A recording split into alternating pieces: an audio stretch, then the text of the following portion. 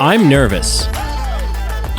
Well, I have that influence on people, so don't worry about it. Like, I don't know, man. So you, listen. The finale for Rings of Power Season 1 has been out for 5 days. 5 days, yep. And you messaged me, and I can't remember what the reasoning was or the context. I do. But there was something you wanted to talk about in reference to, you basically didn't want to spoil something for me, I think. Yeah, I tagged you on a social media page of like a certain either meme or video of the finale. And then once it posted, I'm like, oh crap. Like I deleted it instantaneously because I was like, you know what? Brady loves this show, so there's a chance he's seen it, but he's also a busy guy. Like maybe he was waiting to watch it with someone, or he had to wait till he was done doing something. And you know, I don't want to be the reason that something was spoiled or ruined for him. So I like frantically grabbed my phone again and like deleted the post and like messaged you. I'm like, have you seen the finale yet? I have to know. And would you say this was less than 24 hours after the episode dropped?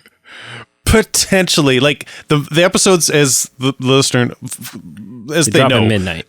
Drop at midnight Friday. So at earliest, it was like Saturday that I messaged you, or maybe Sunday. It was somewhere in that range of the weekend. Not much time. It was definitely no more than 36 hours. Correct. God, yes, no, no. And you said, "Have you seen it? Have you watched it?" Mm-hmm. And I said, did. I was like, with 100% truthfulness and accuracy and transparency, I said yes 3 times. Yeah. Yeah. That number is now 4. Oh, jeez. And like 4 times watching it through, and then sort of a smattering of watching YouTubers who are known for uploading them reacting to shows. So they sort of have like the feed of the episode on the screen, and they're kind of, you know, either laughing or emotionally reacting, or, you know, the same people who do like trailer reaction videos. So there are several scenes, integral scenes, I would say, that through watching other people react to these scenes, I've now seen 20 times. And I'm nervous because, look, I have been an unapologetic defender of this show. Mm-hmm. I have... Every time you say you're a defender of this show, I always just want to jump in, and not out of being sarcastic, just like force of habit. I want to say defender of the dark arts, but that's the wrong show. I have acknowledged weariness about some deviations from lore. Although, as Carl and I got into it the other day, you know, I said, like, as far as the books go, like, A, they don't have the rights to all of like, they don't have the rights to everything.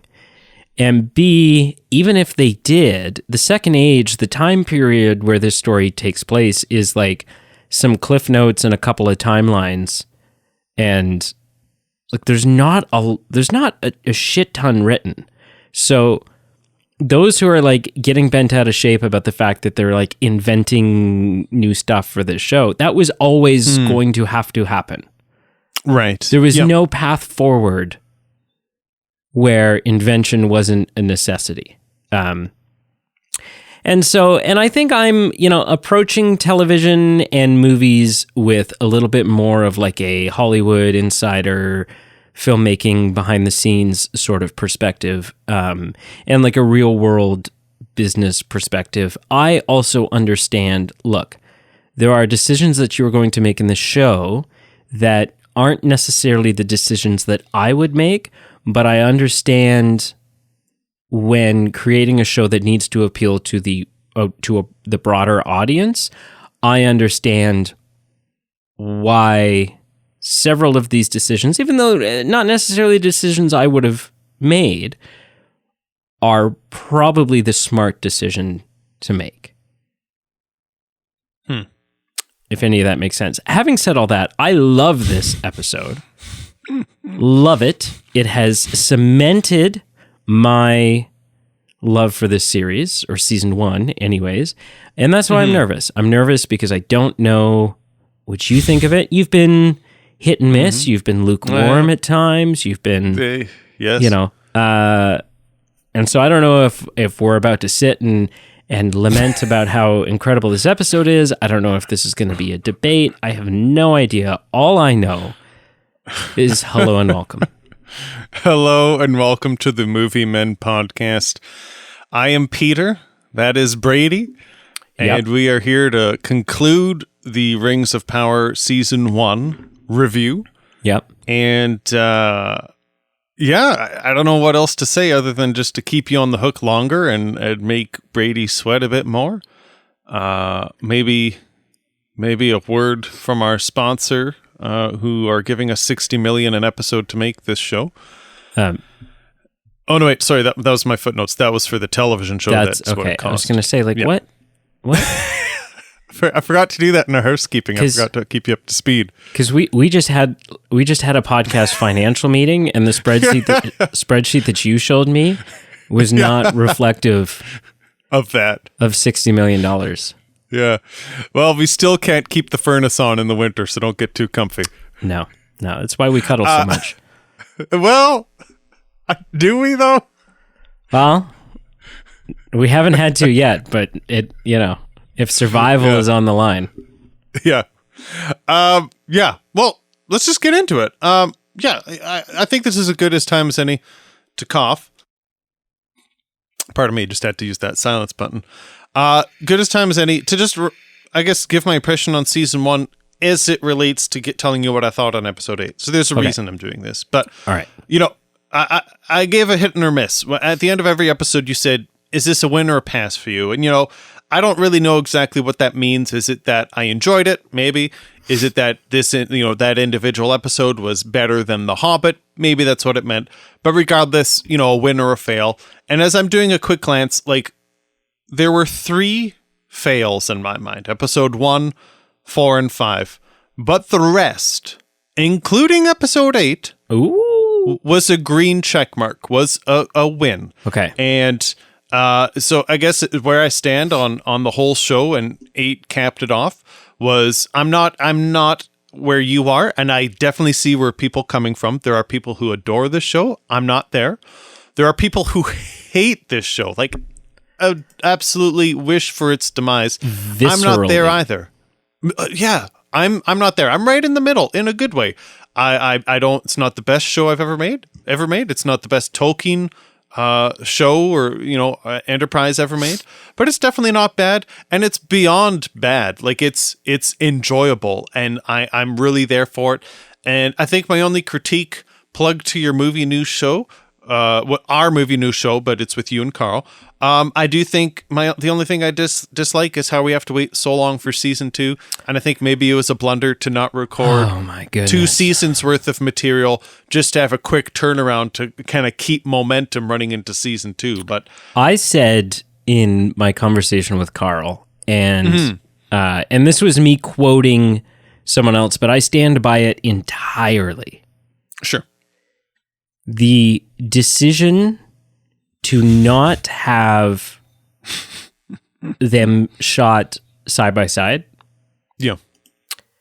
The decision that has led to us having to wait 2 years for another episode is not just a decision that sucks and is unfortunate, but legitimately from a business standpoint, this is a decision that somebody should be fired over.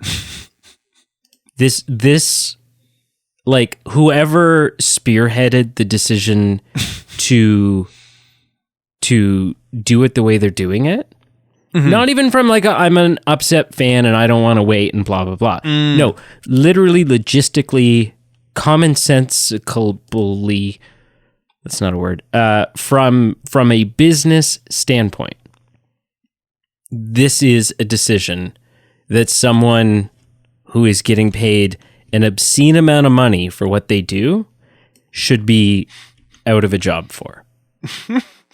And I don't have enough knowledge business wise to confirm or deny what you're saying, because I get at first I agreed completely with what you're saying, and just getting into the weeds of this, I'm not sure now I completely agree with it. This is a general question I'm just genuinely curious about, is how much of a return on investment is Amazon seeing with this? Like 60 mil per episode. That's a ton of dough.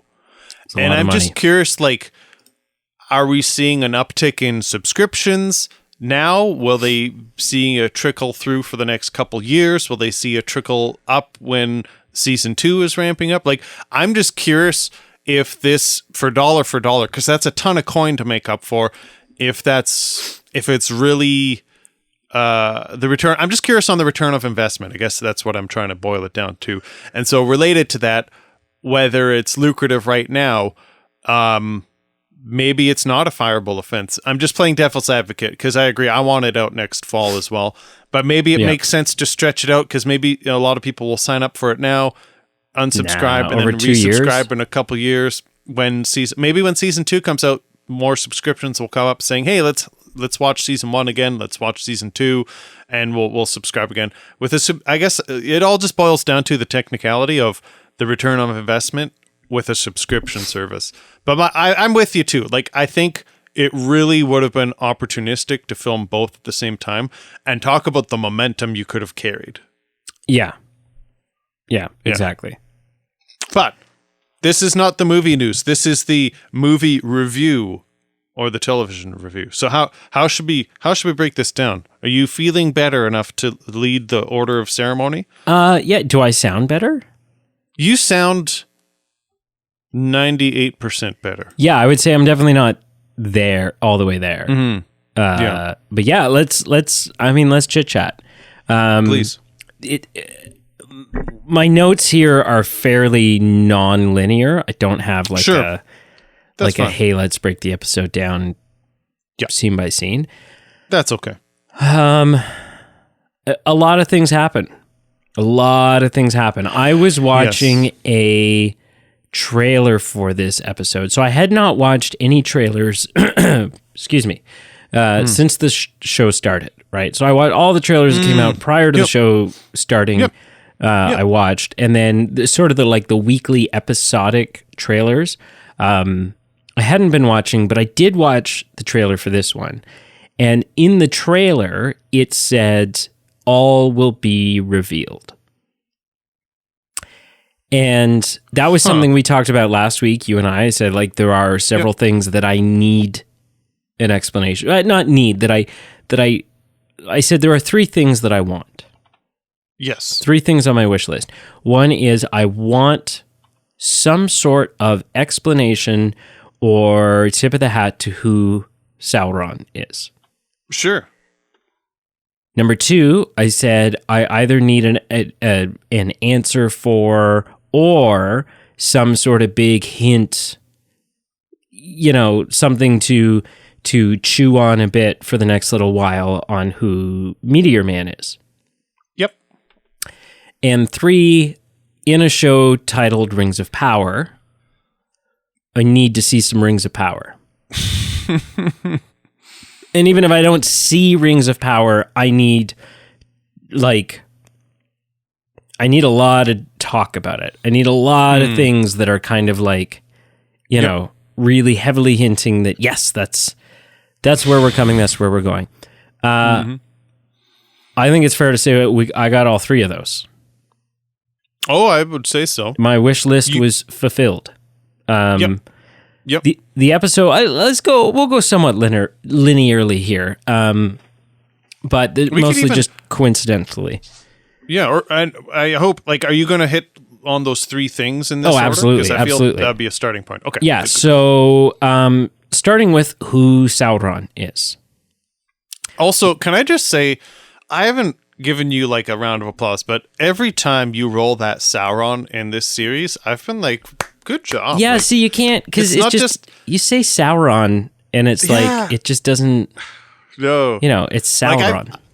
It's like a good, I've picked, it's like the Christopher Lee dialect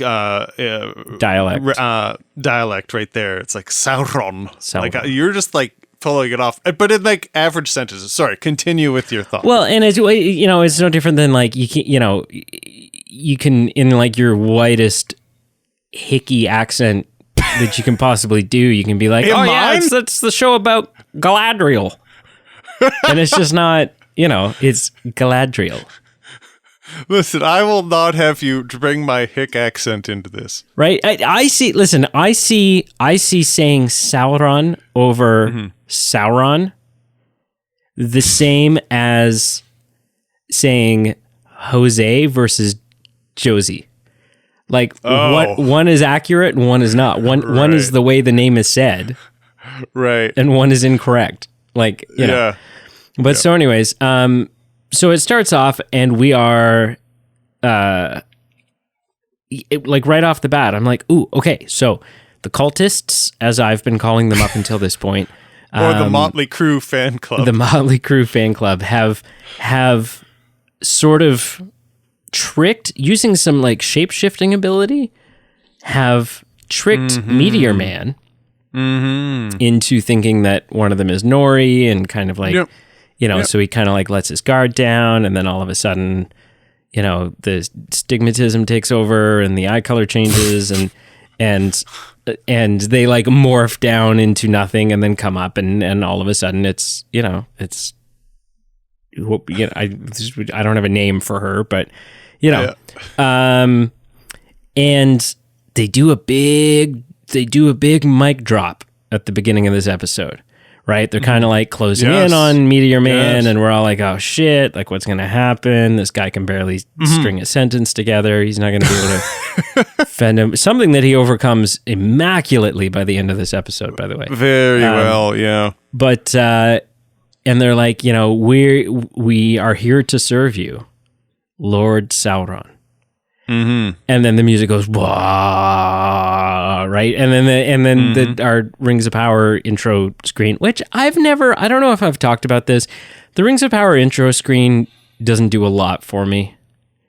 No. All the like sands and stuff. Yeah. Like visually it's a lot of fun, but I'm like, I don't know if I understand the relevance. It's fine. The sands and stuff. It's fine. It's okay. At best. There's nothing wrong with it, but it's good. It's adequate. Yeah. It's not great. No. So that happens. And let me tell you, when that happened, I had a couple of thoughts. My first thought was, wow, you just clocked me over the head with two of my wish list items. Right. Right off the rip. You just explained to me who Meteor Man is and who Sauron is. And did you think that was like, was there any tomfoolery afoot in your mind? Yeah, I mean, I would say I was not fighting against the show. I was not, it was not the decision I wanted them to make. It wasn't a decision I liked. But I was blindly taking whatever they were feeding me. And to my benefit, I think, because I was able to feel the full effect of what they were trying to do. Yeah. And listen, maybe some of this is hindsight bias, and maybe I really believed it a bit more than I'm saying now, but part of me wondered if some tomfoolery was afoot, because when that reveal came, I said, interesting, but I'm going to wait till the credits roll till we have all the information before I raise an eyebrow or two. Just something about me wasn't, for 5 minutes in, there's got to be more to the story here. So I was a little skeptical. Can I also say, from an editing standpoint, this should not have been the opening scene of this episode. Why is that? Because it should have been the last scene of the last episode. Oh, I would have been pissed. Can you imagine? I really would have. We would have spent all week going, what? All week? Oh, sorry. Do you mean it's the last part of episode 7? Of episode 7. Oh, okay. I thought you meant episode 8. No, I was I can't do 2 years of No. The last episode is in. Yeah. Yeah, that would have been juicy. It would have been so juicy. But I actually respect the decision of that, because it's still enough of a drop that you don't really get a full reveal till later in the episode. And so I respect it not following the mold of like, let's have some cliffhanger stuff at the end just to get people to tune in. Yeah. Like the invested viewers are going to tune in no matter what. So let's reward them with not having a carrot dangling. So I get what you're saying. I would have been just as like, hey, woo, here we go. But I'm happy with the decision they made. Not just because I don't like being left in the dark, but just creatively, I think that was a richer touch. Sure. So then we reach Eregion, and we see a Halbrand who's in rough shape. He's in trouble. Say that. And he shows up with Galadriel, and Elrond have a little bit of a "What are you doing here? What are you doing here?" kind of moment. Both of them are wearing Spider-Man outfits too. It's weird.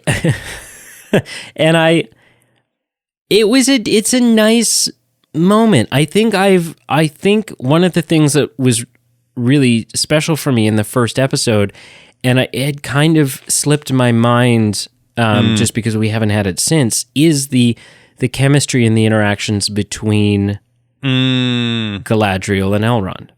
Yes. Their friendship, their dialogue back and forth.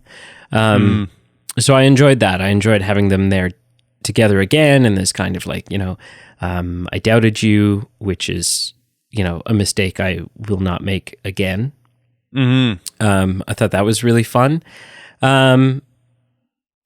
We have a lot of Harfoots in this episode, which I know has been, it's been a weak spot for you of the episode or of the series.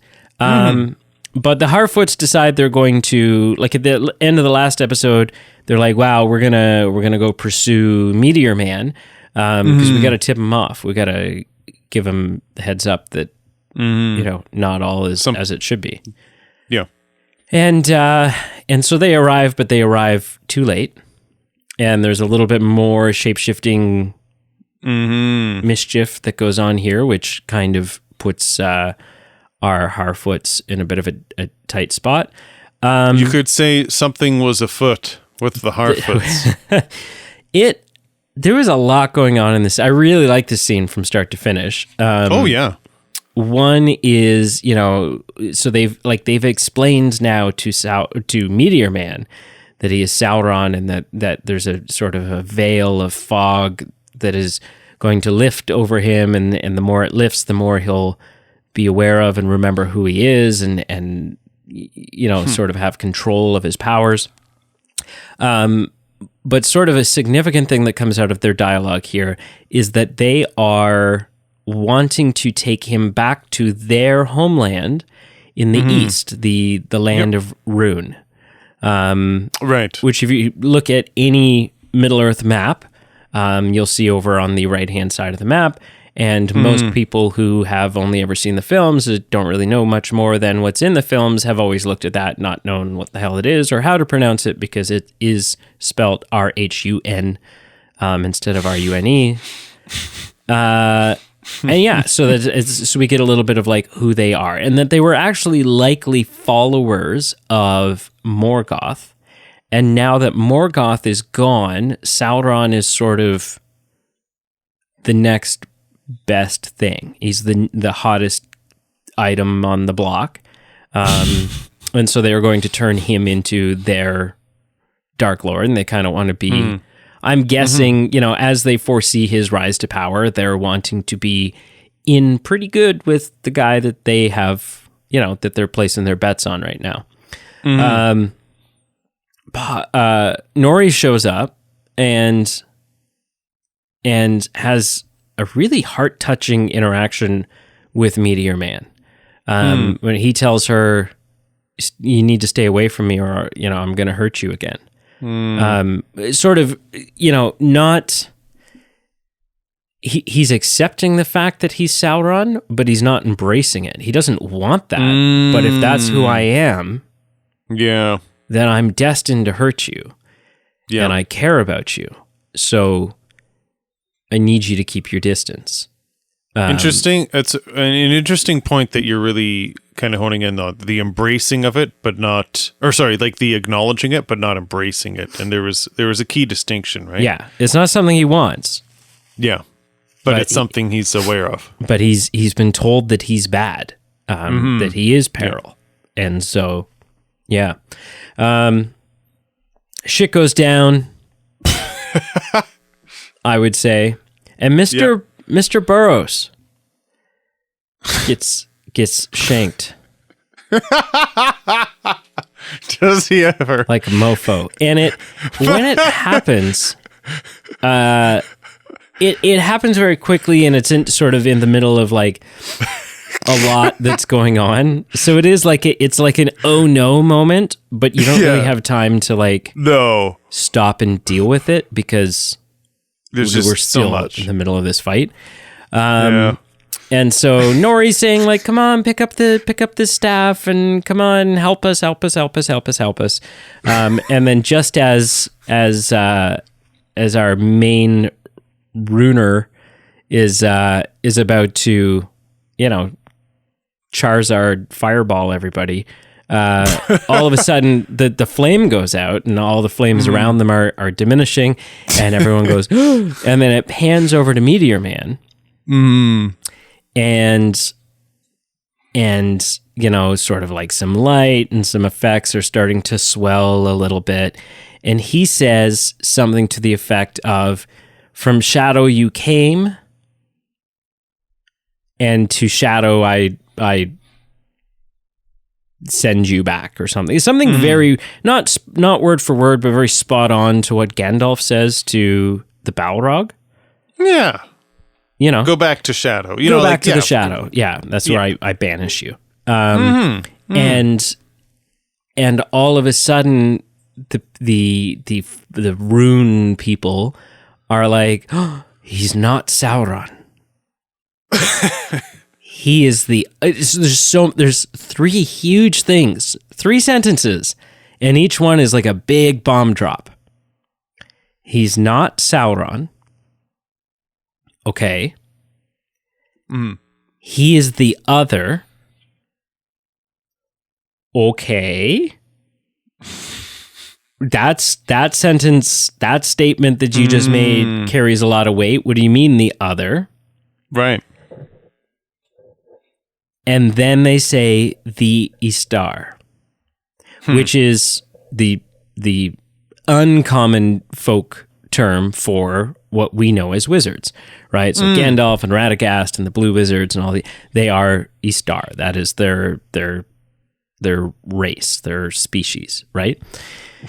And so that's for anyone who, so for people like me, that was a really big moment where I'm like, okay, we're getting some confirmation here of not necessarily that this is Gandalf, but that this is someone, right? This is some sort of wizard.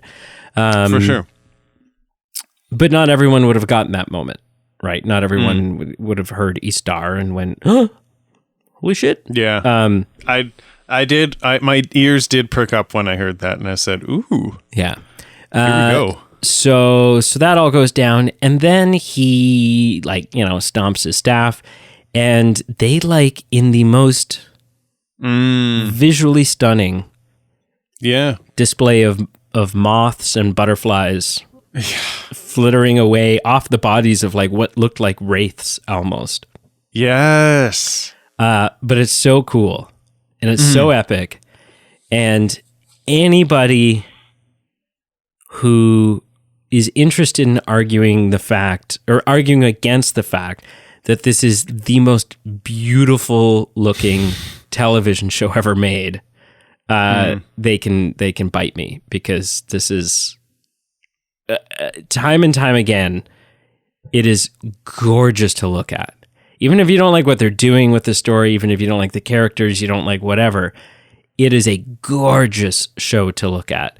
And this scene and how he obliterates these 3 is just further proof of that. I think this show will need a rewatch on my part, because there's only maybe about 2 or 3 scenes that really stand out to me visually. And and like, and I watched it on a 60-inch, 4K, all the jazz. I think I was just so honed in on the events that were happening at times that I didn't take a second to kind of breathe and kind of let it soak in, so to speak. And just look at it and go, this is a TV show. Right. This isn't a movie. This isn't Yeah. a huge blockbuster film. This is a television show. Jeez. And Yeah. it's gorgeous. Flawless visually. Then Mr. Burroughs dies. Yeah, I mean, I thought we all were on the lines of he had croaked kind of instantaneously, and then, conveniently it's like, no, I must wait till the sun rises. Oh man, this is the first scene of the episode that I got choked up watching. I'm sorry, I sounded like a monster, but I just thought it was just a little hokey how he's like, I want to see one more sunrise. And it's like, well, that's convenient because it's like, here it is. I mean, Yeah, well, no, good see, thing but that's not what he says.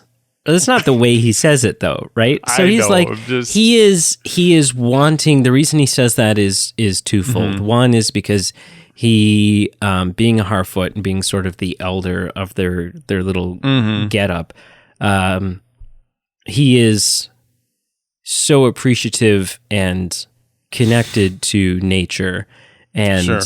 sort of the small beauties of the world that is consistent with hobbits. But just this, like, I think the way he says it is so, because, they're like, oh no, it's okay. Like, we're gonna like hang in there. We're gonna get you back to the group and so on and so forth. And he says, sorry, ma'am, I'm afraid I'm about to wander off trail a bit or something. It just like, and it was like, oh, like it was so poetic the way he said it.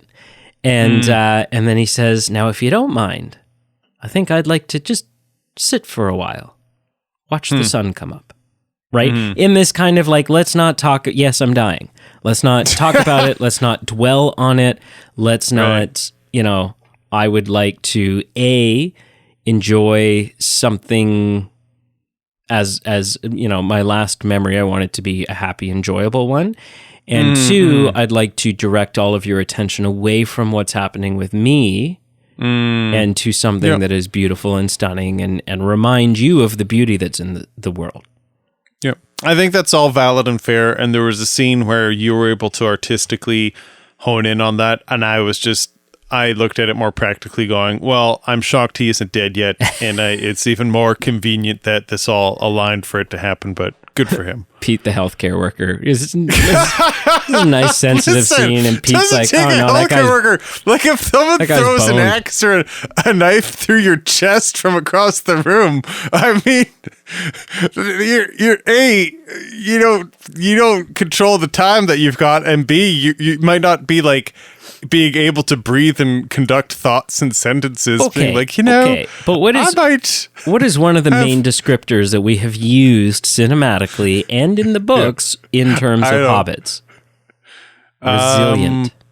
That's true. That hobbits are surprisingly resilient. Yep. Yeah, that's fair. So there Can't you go. argue it. Can't argue it. Yeah, so that all happens. Then we get back to a much better looking Halbrand all of a sudden. Like, he's made a hell of a recovery. Miracle.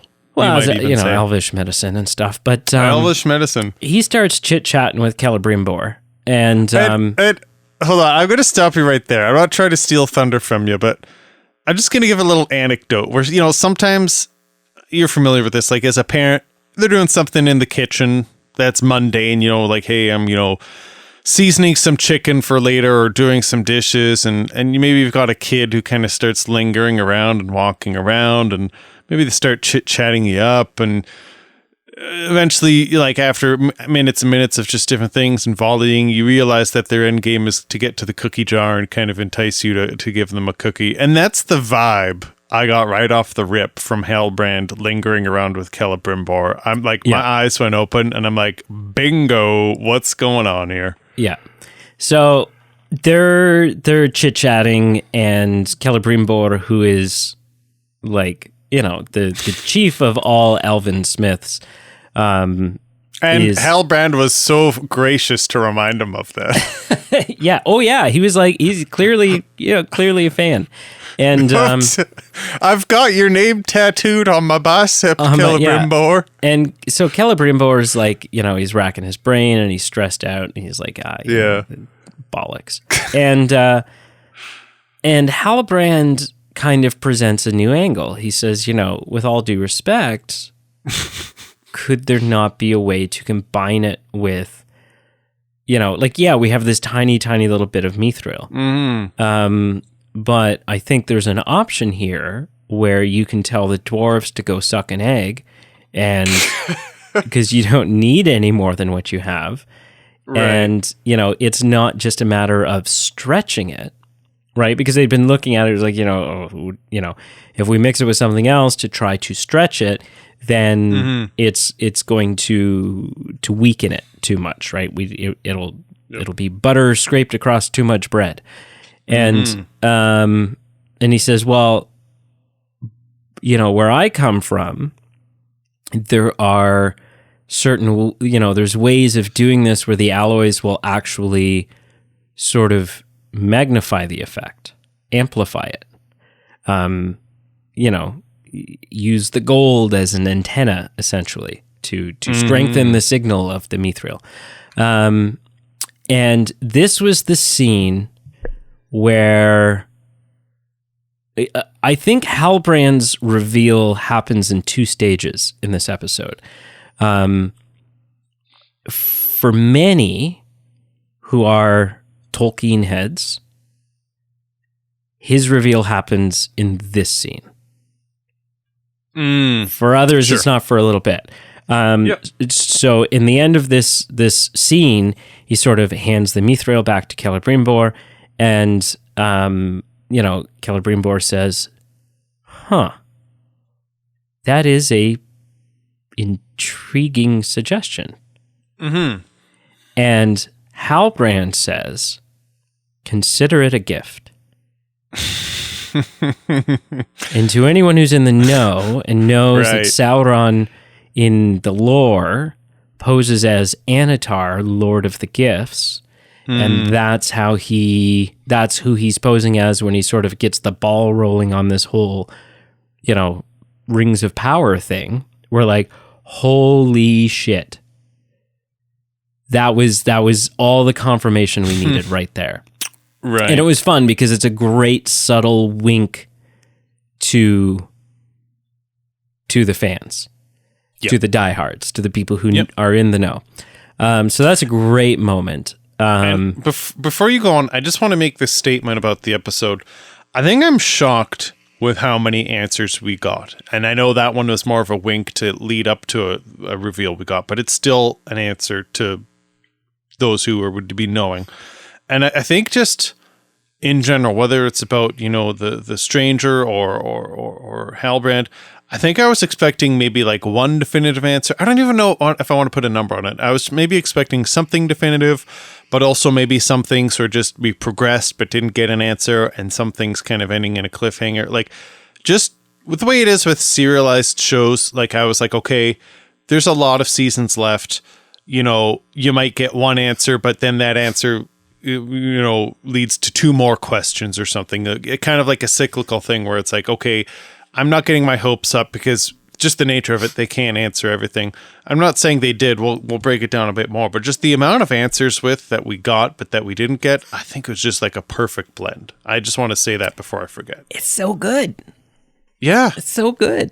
100%. Now this, the fact that we seem to be effectively skipping over all of the Anatar stuff here, that is something that will piss a lot of diehard fans off. Okay.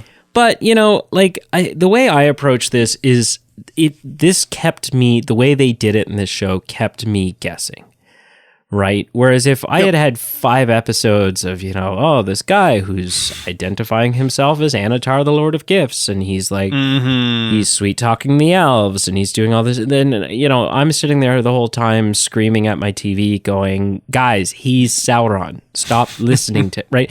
So this was just very Subtle. And Yep. the show had sort of made you come to like Halbrand. Yes. Right. Yep. And so some other stuff happens. We get some cutaway scenes to Numenor, and Tar Palantir is in rough shape. And Actually, can I cut you off before Yeah. you say that one more thing I just want to harp on? It makes you like him, which I find just, for me, and maybe other people felt this way too, it really lets you feel the, not human because they're elves, but like the human connection between being deceived or being led into something, right? Because I feel like in the epilogue when Sauron gives the rings and they were all deceived, and it's easy to just kind of scoff and go, oh my gosh, like an evil lord came with rings, and even if he was disguised as someone fair, like, did no one have the foresight to think, oh my gosh, maybe we shouldn't take, like, I'm just being hypercritical here, but just told in this light, it's like, we liked him. We liked him for a heck of a long time. And sure, maybe it got to a point where it's like, okay, stop listening to him. But for the longest time, from episode 1 till 7 or 2 to 7 or whenever he was introduced to us, I would have believed anything he said, or I would have followed what he said. So I guess I'm just trying to say I was deceived by him. Yeah. And so that made me see the whole kind of genesis of what happened with the rings in a new light, going, okay, it's not as simple as that. No. When you're in the trenches, you don't have the gift of hindsight. So I guess that just gave me a whole new appreciation for being in the moment like the elves were. Well, and that's the thing. There's been I've read a lot of hate where people are going like, Halbrand being Sauron is just makes Galadriel seem stupid. No, And I'm like, not no, at all. We were deceived. We were deceived. I was deceived. Yes. He was my number one theory. We all had theories, but it wasn't clear cut. It was him. No. And we only have theories because we're speculating on like a destination we know where we're going. Yeah, exactly. Exactly. We're like, you're someone right, must be Sauron.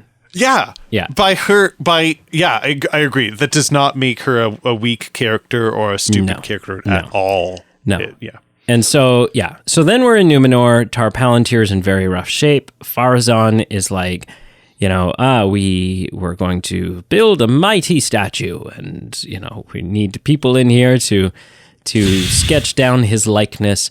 And one of the people in there sketching down his likeness is Elendil's daughter, Isildur's sister. And Tar Palantir, basically encourages her to go fondle the Palentia. And we don't, and so this is sort of like a strange cliffhanger because we don't see what comes of that. No. So that's something that we're going to need to have sort of touched on in season 2. But what I did think was really cool was Tar Palantir's line about how through overuse of them, he has lost the ability to tell the difference between what is present and what is future and what is like it's muddled his brain. Yep. And I thought that was cool. We come back to Eregion and Galadriel has sent off someone to go to just find anything, find some history on the Southlands, find history on because what happens is after speaking with Halbrand, Celebrimbor goes to Galgalad and he's like, this is what we have to do. We're going to create a crown and because it's better if it's circular because then it can kind of like feed into itself and intensify the power, sort of like an unbroken, channel of light. And then he says, quote for quote, some of the same garbage that Adar says earlier on. And this is sort of the first moment that Galadriel is like, wait a minute. Whoa. What is... No, she doesn't jump to Sauron, but she's like, no. Whoa. Like, where'd you hear that? Where did you hear those words? And like a parent to their child who dropped an F-bomb. They go, where did you hear that? yeah, and Celebrimbor in this scene seems sort of like a strange blend between absent-minded, like he's not quite sure, like he's under a bit of a spell. Yeah. And then ultimately a little defensive. Mm-hmm. Right? So then anyways, so as a result of that, Galadriel sends a worker off to go, do some digging. And then the crazy scene. The scene where down by the river, Galadriel and Halbrand, Halbrand comes and says like, oh, we've cracked the code, blah, blah, blah. We need to, we're actually going to need two items. And as a result of needing two, it's going to have to be something a little bit, she says 2 crowns. And he says, well, actually it's going to have to be something a little smaller. Like a belt buckle or something. Which is like a pee your pants moment a little bit for those who are watching, right? Like there's so many moments where you're like, oh, like, they're just like teasing. There's so much teasing that happens. And he says, come on and I'll show you. And she says, not until you tell me who you are. And he's like, what do you mean? You know who I am. And she has in her possession a scroll that she kind of like throws on like she is done at this point. And she throws it on the ground in front of him. She says, the lineage that you claim to be a part of died out 1,000 years ago. Mm-hmm. There were no heirs. What is your name? Tell me your name. Mm-hmm. Right. And at this point, it's kind of like her temperament in this point is kind of like when Gandalf is with Frodo and trying to figure out whether or not this ring is the ring. Gandalf is pretty sure. He's afraid. Yeah. He doesn't want it to be true. He doesn't want to believe it. Mm-hmm. With the whole toss it in the fire, take it out, do you see anything, blah, blah, blah. Mm-hmm. That's sort of what I feel is going on here. Galadriel at this point is scared to the bone that this is Sauron. That somehow, like everything inside of her is telling her that she's been duped and that's what's going on here. But she doesn't want that to be true. Yeah. Right? So she doesn't accuse him of being Sauron. She says, tell me your name. And at this point, Halbrand's demeanor changes entirely in this sort of like, okay, the jig is up. Right? Like his voice almost changes a little bit. His body language changes a little bit in this kind of like relaxed, I'm no longer hiding because there's no point sort of way.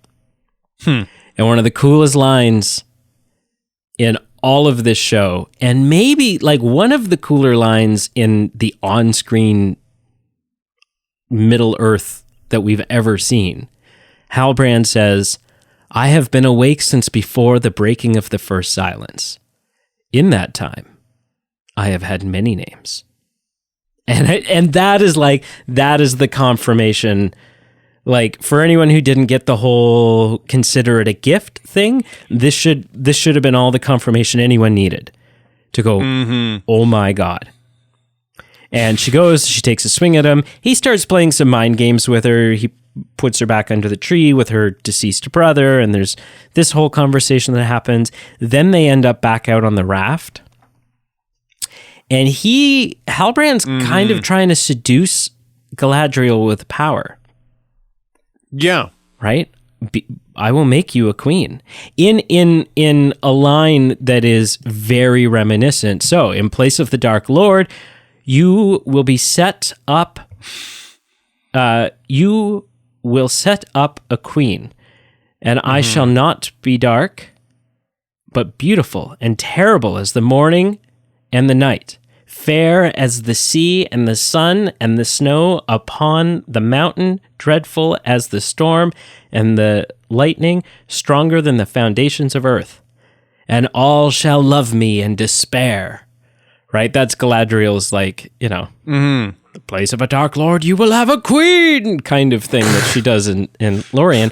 And it's very, very, very reminiscent of, like Halbrand says to her, what is his wording here? He says, He says, I would make you a queen, fair as the sea and the sun, stronger than the foundations of the earth. Right? So it's yeah, which is kind of a fun, like a lot of people have said, oh, they're just copying lines from the, and I'm like, well, no, but this adds some fun through continuity that then what she's reciting in Lorien are lies from Sauron that have been spilled into her in the past. Mm-hmm. Yeah, oh yeah. He shows her a really wicked, cool, like again, visually stunning show. Oh my friggin', the reflections in the water. Yes. That is so cool. The reveal and the reflection, yeah. And then as things are starting to get heated, right, he says, we'll save Middle Earth. And she says, save or rule? And he says, I see no difference.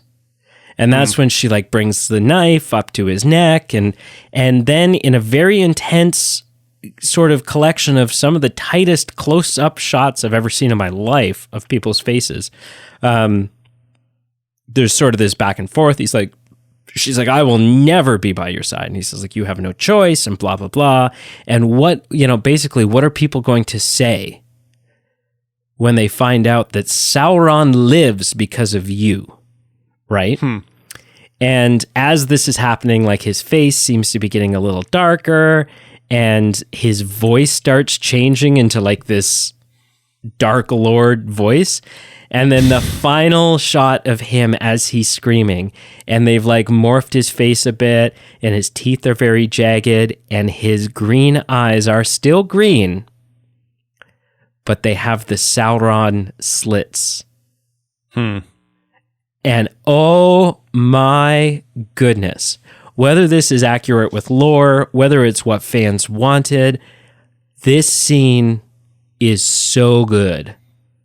And so fun and so intense and so frightening that it gets me so excited for the series moving forward because the scariest thing about Sauron in The Lord of the Rings is sort of the threat of Sauron, right? Tolkien broke so many rules of writing when he wrote a trilogy that has a main antagonist that we never see. He never shows up.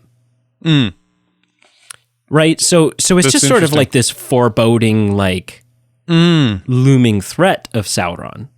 But we never see him. Right. And it worked. It worked for The Lord of the Rings. Yeah. But it's so exciting to see that once we do see Sauron in Rings of Power, he is the stuff of nightmares. He's not just like strong and powerful and kind of a dick. He is evil. Yeah. And that excites me for the series moving forward. Did this scene, like, what was this scene like for you? Because I was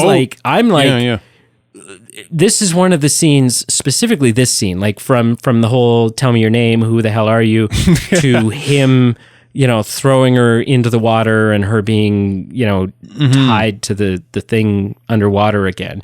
This was one of the things that made me, like, I watched the show and then got up. I watched the show at like midnight, 12:15, watched it, got up, went to the washroom, poured myself a new drink, and started over again. And this scene, this sequence was one of the driving factors for that. Oh, jeez. I actually want to piggyback on your point because that's a really good point. Like, what a way to convey the nightmare presence that he was in, or that he is, in the way that they did, right? Because it wasn't just a reveal that, yes, he's powerful, yes, we should be afraid because of his name and what might come next. Like, it was a very visually visceral kind of journey that Galadriel went on in that sequence, and therefore we went on. So that's actually a point I never really considered, just the way they introduced his coming out, so to speak. what other way could you have it more terrifying and more kind of giving you the stakes that are at hand? But I agree. I don't think I enjoyed it as much as you. I don't mean that as a slight. I just think... I don't think anybody enjoyed it as much as me.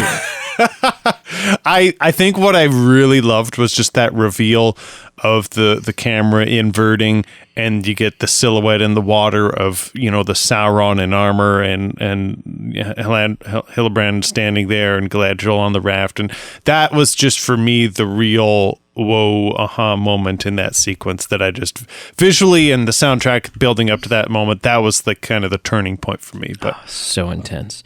So then we're with the Harfoots again. Actually, Numenor and Tar Palantir is officially dead.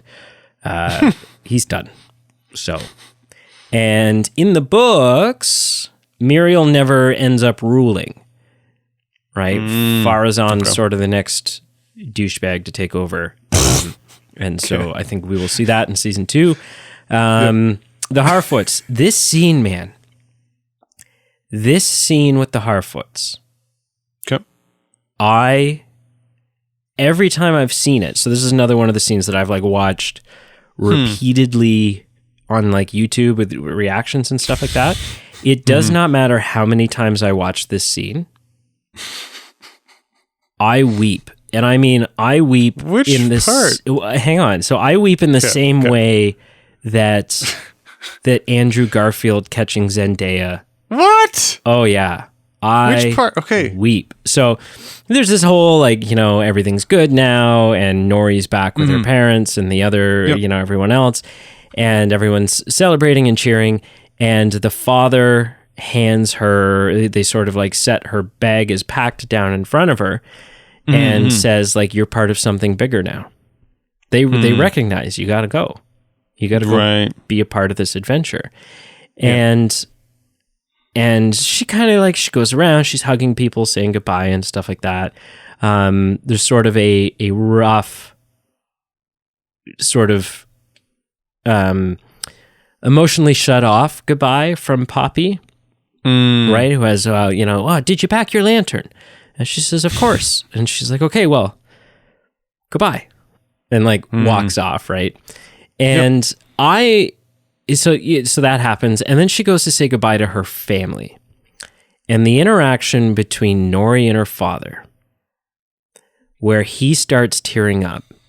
And this was I think what got me was that okay, it's an emotional scene, but also I've been the father of a girl, and so I there was some empathy happening here. Yeah. And it was this some father I am sending you off in the world, and I haven't even taught you nothing. And she's like, of course you have. You've taught me, all these things. Always squelch your fire with water and earth, and never squat near a stream, because you never know when you need a drink further down, right? This is funny stuff, but but also sad. And then the whole family hugs, and the father kisses everybody on the head, and that's emotional. And so there I'm already choked up. I'm I'm in trouble here. And then as she goes to leave, Poppy comes running. And we get some slow motion hobbits, which hobbits seem to be the only ones in Middle Earth that have the superpower of slow motion. But that's fine. And because the same thing happens when we're back in Rivendell at the end of Return of the King. Right. And they're all jumping on the beds together and laughing about nobody actually really knows what. And Poppy starts crying and says, why does everyone I care about always have to leave? And I was a wreck. I was a wreck. And a lot of the theories I've seen online is that Poppy's going to end up going on this adventure as well, because, she's kind of the Sam to Nori's Frodo. But I'm no, because I think she's going to stay, but she's their new Pathfinder. Right? That's the whole, because she's looking at the map, and they're like, well, why don't you then, if it's so easy, why don't you figure it out? Although, I mean, there's an argument to be made there that, they will need, that Nori and Meteor Man will need Poppy to navigate their way to Rune. But I don't know. We'll see what happens there. But that scene really got me. And then Nori ends up with Meteor Man, who at this point, okay, so we know he's a wizard. We've actually had a scene now where, she asks him like, Istar, what is that? Is that who your people are? And he says, oh, Istar. Yeah, in your language, in common tongue, it means man that is wise, or like wise person. And he's like sort of searching for another translation. And he says, or a wizard, right? And again, like many of us already knew that that's, when he dropped the Holy Star thing. But I think for everyone else, much like the Halbrand reveal had two parts, this was like okay, now let's bring everybody else into the fold as well and confirm, yes, he's a wizard. And so then Nori gets to the top of the hill, and she's like, he's like, are you sure about this? And she says, yes, more than anything ever before. And he says, well, everyone's waving at you. And she says, if I turn and look at them, I won't ever leave. And he says, oh, well, then perhaps it's best that you lead on. And I want to say something here. Everyone, I think people are harping on the fact that he goes from blubbering idiot to well-spoken wizard rather quickly. But I do think that even though the people from Rune were wrong about him being Sauron, I do think they were right about some sort of like, when he arrives here, he's in a bit of a fog. And I think that fog has been exponentially clearing. So I don't think it's a plot hole or a story issue that all of a sudden he's well-spoken and is aware of the fact that he's a wizard. I think that all tracks and that makes sense, and that's fine. But he says, best, then maybe you should lead on. And she's like, well, come to think of it, my feet feel like they're chunks of iron or something. She's like, I'm having trouble. And she says, not to mention, I don't have an inkling of which way to go. And he goes, oh, well. And he sort of turns and he looks and he goes, oh, there it is. And she's like, are you sure? And he's like, not entirely. But the air's, there's a warm smell on the air in this direction. And the moment that doesn't, I don't think it seals it in 100%. But it comes close. But it's like 99% confirmation that this is Gandalf. When he says, when in doubt, Nori, always follow your nose. And which is the same line that Gandalf says to Pippin in The Mines of Moria. Of course. I loved that bit. I loved that scene. That part of that scene was great. And you know what?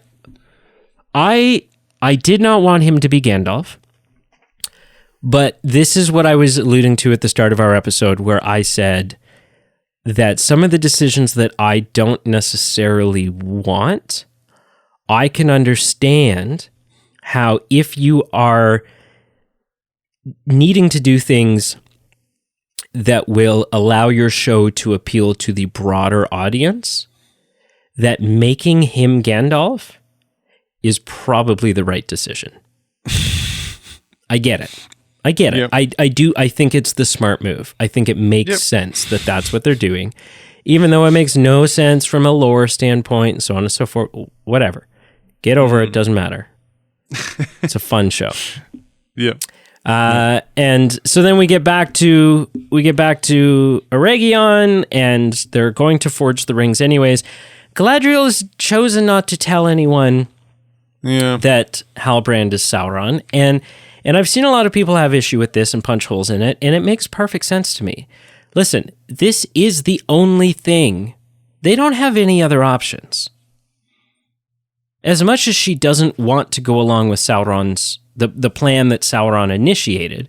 She is clear in making sure, okay, you know, actually we're going to make 3 rings because in 3 there's balance and so on and so forth, right? In 1 there's, you know, whatever she says, and they're like in 2 there's rivalry, there's competition, in 3 there's balance.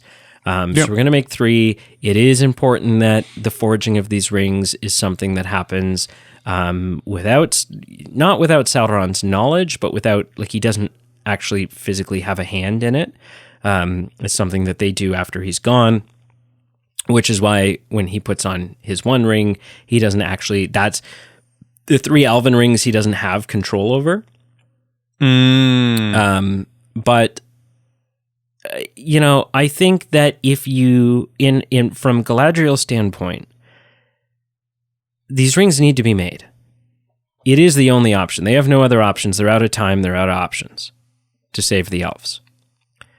If you tell everyone that Halbrand was Sauron, then all of a sudden you run the risk of a bunch of people, you run the risk of all of a sudden people being like, okay, well then this is a bad idea. Let's not make these rings. And so I think she's between a rock and a hard place and is doing what she thinks is sort of an okay compromise. We're going to make 3. Right. Sauron's not here, yada, yada. But unfortunately it's got to be done, you know? So then the rings are made. The rings look amazing. They look beautiful. And the whole ring forging sequence, again, the visuals in this show, oh my gosh. And then the show ends with this amazing shot of Sauron, you know, now looking all Lord of the Sith, and he's staring out over Mordor, no doubt on his way to go forge his ring. And I'm just like, oh, yes. And then I'm like, oh, 2 years, son of a bitch. And yeah. So that's Rings of Power. It made me cry. It enthralled me with excitement. I am 100%. I just love this show, man. I just wrapping on the end. I did feel some of that ring footage. I loved the forging of it, and then it got to a point where like the camera honed in on the 3 of the rings sitting there and sitting up and sitting down and upside down, and I was like, I get it, the 3 rings. Let's see them put it on. Like, let's go. So I was just drag out. I noticed that it was a bit of a drag. They were like, well, we're going to spiral in on them. Ooh, and now we're going to spiral out, which is part of me just wondering, like, did you just play the same clip in reverse? Was it such a beautiful shot that you just played the same clip backwards? Right.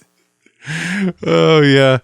And on the ring making, I do, just rhetorically, because I don't even know if I know the answer to this, I do wonder if the ring making, like from the decision to, I guess Halbrand planted the seed, so like that part of it to constructing something that when turned into constructing, let's make it a ring, to then let's construct them, to then let's divvy them out, here they are. I'm trying to decide if that felt a bit rushed to just throw in the last half of the last episode, or if that made sense, if that plays into just the urgency that the elves were facing and the dire that they had. We didn't have time to dick around. Yeah, and like, so I guess I get both sides, and I don't know how I feel. So part of me feels like that story element was a bit rushed, but maybe there's the argument to be made. No, that makes sense. They've tried other things. Those other things didn't work. This is like the last attempt. So I get it, and I don't get it. I guess I should say. So final episode of season 1, sir. Was it a win or fail for you? Absolutely a win. I don't know if I need to rewatch the whole series at some point, way before season 2 comes out. I'm talking in the near future. I need to decide. I think there were 1 or maybe 2 episodes that I preferred more, but it's definitely a good episode, and it's a solid series. I enjoyed it. I really did. Yeah, I'm going to be rewatching it for 2 reasons. 1, because A, I want to, and B, because now I want to go back and dissect every time we see Halbrand on screen. Every time we see him sneeze or give a high five, I'm going to be analyzing it. The other question I want to ask you is Rings of Power season 1 on a scale of 0 to 10. I don't know how to answer that. Numerically. I gave it a B plus. Which is what? That's like a 75? Yeah, I gave 5 out of the 8 episodes a thumbs up. So if we're just doing mathematically 5 out of 8, that's a 6.25 out of 10. That doesn't fully accurately represent it. So I'm just going to throw probably like a 7 out of 10, maybe an 8. Just somewhere in that range. So between a 7 and an 8. Okay. Wasn't perfect, but it was definitely good. Definitely good. Cool. What would you give it out of 10? Well, first of all, this episode is a major win for me. Oh, yes. Well, absolutely. I would certainly hope so. If you went through crying and, having to change your pants because of certain things that you liked, I would hope it wasn't a fail. Yeah. No, absolute win. And on a scale of 0 to 10, I give it a 9.6. Yeah. There's the odd pacing issue. There's the odd thing here and there that I would have done differently, blah, blah, blah. But overall, I'm trying to think, adult hour-long television show series. If I'm excluding stuff that I watched as a kid and stuff that were my favorite shows as kids. This might be my favorite television show. Oh, okay. I was just going to say, does this crack your top 5? So full length, probably. And this is excluding, it's not like Friends and stuff because that's had 20 minutes. Apples and oranges. Yeah. And, but if we're in the realm of the full length shows that I've watched as an adult, Supernatural, House, Rings of Power, stuff like that. I think it's, Riverdale, the Arrowverse. I think this is number 1. So, but including every show on Earth, so even Friends, would it be safe to say this still cracks the top 5? Top 5? Yeah. Yeah, maybe. It might be number 5. Yeah, sure. But yeah, probably cracks the top 5. Yeah. The point is, it's really good in your books. So damn good. So damn good. Okay, wrap this up, sir. Well, thank you all for listening to all 8 episodes, or all 7 episodes if you only listen to 7, or all 6 if you only listen to 6, and only 5. You're going down just to end that. You're going down a rabbit hole here, sir. Thank you for joining us. We look forward to having you join us in the future, and please join us before we do season 2, because that's going to be a long time. So we'll keep you company till season 2 comes along. And follow, subscribe, see all our socials below, join our Patreon page if you're so inclined, and leave us a like and a comment. What did you think of episode 8? Did it please you? Did it displease you? Where are we at on that? And until we chat next time, just follow your nose. Always. When in doubt. When in doubt. Follow your Even nose. when you're sure about what you're doing, just follow it. Okay.